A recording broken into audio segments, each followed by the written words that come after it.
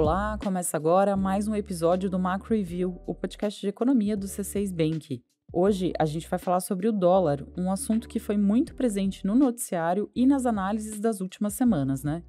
Sem dúvidas, o dólar vive dias de grande volatilidade no Brasil. Na última quarta-feira, a moeda americana chegou a ser negociada a R$ 6,30. No final da semana, a cotação recuou um pouco e voltou a ficar abaixo dos R$ 6,10. Mas apesar desse alívio temporário, o dólar continua em um patamar que, até pouco tempo atrás, parecia muito distante. As preocupações fiscais e a perspectiva de juros americanos mais elevados devem manter a moeda americana nas alturas. Então, o que será que pode mudar esse quadro? No episódio de hoje, a gente vai responder essa pergunta e a gente fala também sobre a perspectiva para os juros no Brasil e nos Estados Unidos.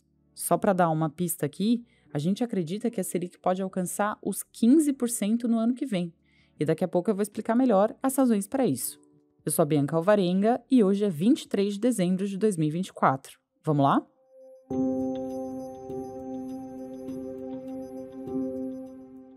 O dólar caminha para encerrar 2024 com valorização de 25% em relação ao real.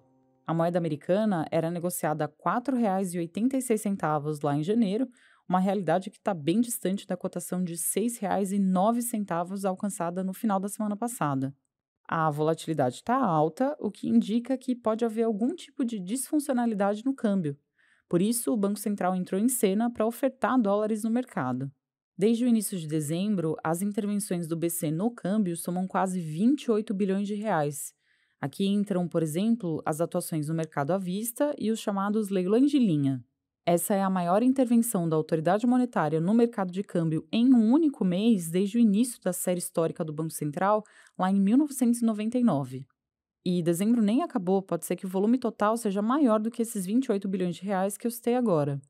Só para se ter uma ideia, nem mesmo durante a pandemia de Covid-19 foi ofertado um volume tão grande de dólares pelo BC. Então, são mesmo tempos atípicos, mas a atuação do Banco Central para conter movimentos desordenados da taxa de câmbio é uma das atribuições da autoridade. A questão é que, no longo prazo, a direção do dólar tende a ser definida pelos fundamentos econômicos, ou seja, o câmbio deve continuar flutuando de acordo com os fatores domésticos e externos. E que fatores são esses? Aqui eu vou destacar dois pontos principais que devem continuar influenciando o comportamento do dólar. O primeiro são os juros nos Estados Unidos.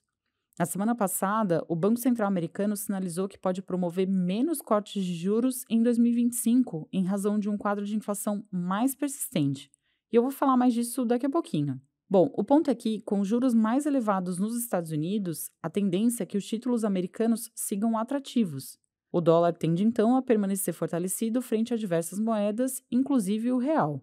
O segundo ponto que tem influenciado e deve continuar influenciando a cotação do dólar é a preocupação fiscal no Brasil. Por aqui, a trajetória de alta da Selic coloca mais lenha na fogueira da percepção da piora fiscal. Isso porque a dívida pública brasileira deve crescer de forma acelerada, não só por causa dos juros mais elevados, mas também pelo aumento de gastos do governo. O problema fiscal não é de hoje e ele está no radar das autoridades públicas.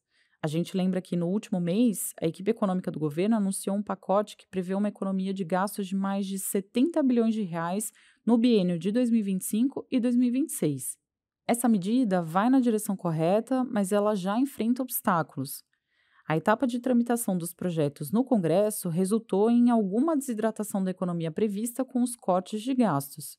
Então, a perspectiva não é boa, principalmente considerando que, na nossa visão, mesmo que o pacote fosse aprovado integralmente, a economia prevista está longe de ser capaz de estabilizar a dívida pública.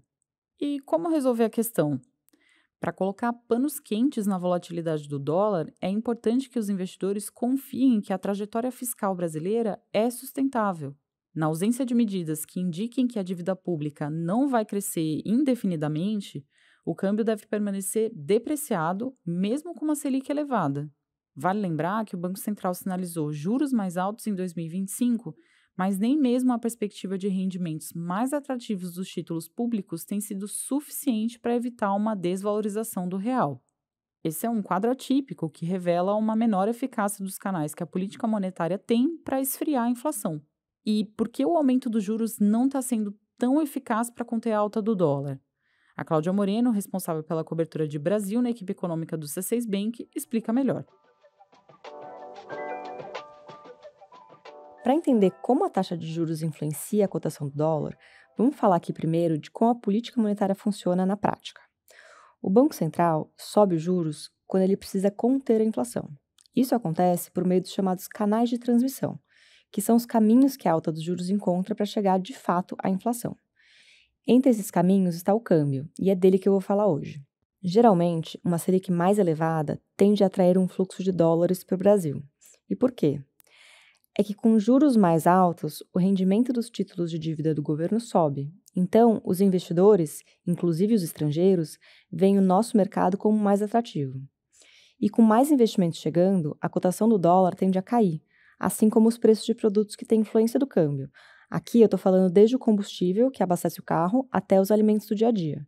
No fim das contas, esse impacto dos juros mais altos para o câmbio deveria contribuir para uma melhora na inflação, mas não é o que está acontecendo hoje. Mesmo com uma Selic subindo, o dólar não tem dado trégua. E por que isso está acontecendo, Cláudia? Quer dizer, por que a gente tem essa combinação de juros subindo, dólar ganhando força e inflação ainda elevada? A gente acredita que a principal razão para isso é o risco fiscal brasileiro. Vamos pensar que, ao mesmo tempo que uma Selic elevada deveria fortalecer a nossa moeda, os juros mais altos também aceleram o ritmo de crescimento da dívida pública. O governo passa a pagar mais juros sobre a dívida, e assim o endividamento do governo cresce mais rápido. O impacto fiscal de uma Selic mais elevada não é nada desprezível. A cada alta de 1 ponto percentual na Selic, o custo com o pagamento de juros aumenta em cerca de 50 bilhões de reais por ano. E não é só isso que preocupa. A dívida está crescendo sim por causa do aumento dos juros, mas também por causa de gastos maiores do governo. É importante ressaltar que o Brasil não deve ter um superávit primário tão cedo. Nas contas do governo, isso vai acontecer só em 2026. Lembrando que o superávit ele existe quando o governo consegue arrecadar mais do que gasta e assim ele pode usar esse excedente para diminuir a dívida após o pagamento dos juros. Parece claro que o risco fiscal deve continuar no radar dos investidores. Tudo indica que essa vai ser uma grande preocupação no ano que vem. É por isso, Bianca, que a gente acredita que o câmbio não vai ter um alívio tão cedo. O nosso cenário é de um dólar ainda perto de R$ 6 no final de 2025. Agora a gente fala mais dessa perspectiva para a Selic. A ata da reunião de dezembro do Comitê de Política Monetária reforçou a mensagem que já havia sido passada pelo Banco Central no comunicado que acompanhou essa decisão. E a mensagem é a seguinte: os juros brasileiros devem subir ainda mais nos próximos meses. O Copom fez questão de afirmar que essa é a visão de todos os seus participantes. No texto, o comitê afirmou que tanto a decisão dos juros de dezembro quanto a comunicação sobre as próximas decisões foram tomadas de forma unânime. Parece algo sutil, mas essa é uma informação bastante relevante. No primeiro comunicado, a palavra unânime não foi citada, então restou ali uma dúvida sobre a opinião dos membros do Copom a respeito da indicação sobre os próximos passos da política monetária. Bom, dúvida sanada, tudo indica que todos os membros do comitê, inclusive o próprio Gabriel Galípolo, que vai assumir a presidência do Banco Central agora em janeiro, parece que está todo mundo de acordo com a necessidade de seguir com o aperto da Selic. Vale lembrar que na última reunião o Copom subiu os juros em 1 ponto percentual e sinalizou que pretende promover mais 2 aumentos de 1 ponto na Selic até março de 2025. Outro ponto importante da ata: o Copom elevou novamente a sua estimativa de juro real neutro, que passou de 4,75% para 5%. E o que isso significa, afinal? Para entender, é preciso lembrar que o juro real neutro é aquele que nem freia e nem aquece a economia. Então, quando o Banco Central eleva a sua estimativa de juro real neutro, basicamente ele está dizendo que, para levar a inflação para a meta, vai ser preciso uma Selic ainda maior. Diante dos últimos comunicados do BC, a gente revisou a nossa projeção de taxa Selic para o final de 2025 de 13,75% para 15%. Se essa taxa se confirmar, vai ser a maior desde 2006. E a gente não descarta uma escalada dos juros para patamares ainda mais elevados do que esse. Na nossa visão, a depreciação do câmbio e as novas elevações das expectativas de inflação podem resultar em um aperto maior pelo Banco Central. Agora a gente deixa o cenário brasileiro para falar de política monetária americana, que, como eu falei agora há pouco, tem uma importância enorme para a nossa realidade, né?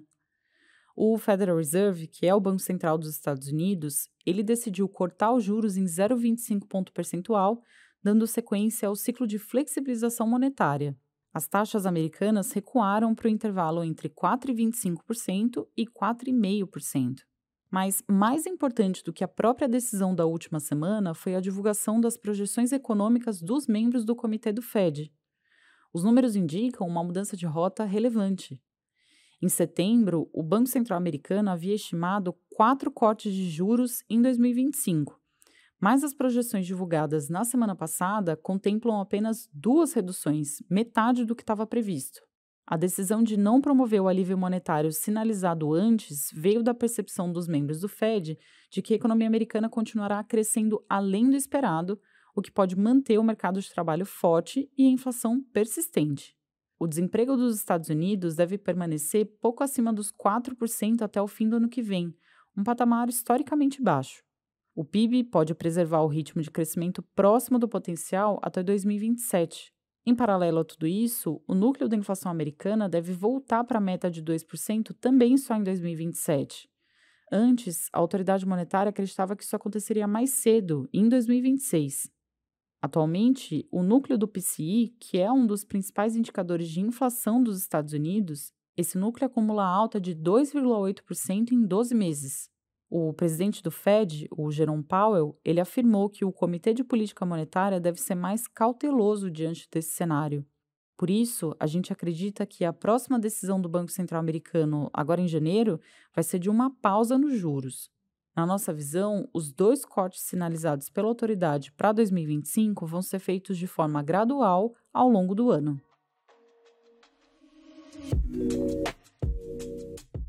Hora da nossa agenda. Eu compartilho agora os dados econômicos que a nossa equipe acompanha nos próximos dias. Nessa semana, a agenda está um pouco mais curta por causa do feriado de Natal, né?